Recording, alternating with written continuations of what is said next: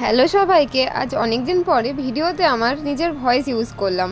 মাকে একটা গিফট তুলে দিলাম। দেখতেই পাচ্ছ, এটা হচ্ছে বাবা মায়ের অ্যানিভার্সারি গিফট। না, পৌষ মাসে বিয়ে হয়নি, এটা হচ্ছে ডিসেম্বর মাসের 10 তারিখ। মানে ডিসেম্বর মাসের 9 তারিখে ছিল বিবাহবার্ষিকী, কিন্তু সেদিন আমি আসতে পারিনি, সেই জন্য গিফটটা আমি 10 তারিখেই দিয়েছিলাম। তোমরা একটু গেস করো তো এই র্যাপিং পেপারের মধ্যে কি থাকতে পারে বা গিফটটা কি। চলো চলো, আমি নিজেই বলে দিচ্ছি। আসলে আমার বাবা চা খেতে খুবই ভালোবাসেন। দিনে মাকে অনেকবারই চা করতে হয়, সেই জন্য আমি একটা ফ্লাক্সি কিনে দিয়েছি, যাতে বাবা দিনের যতবার ইচ্ছা ততবার চা খেতে পারে। জানি আমি চা খাওয়া স্বাস্থ্যের পক্ষে ক্ষতিকারক, তবুও কি করব, আমার বাবা তো কথাই শোনে না।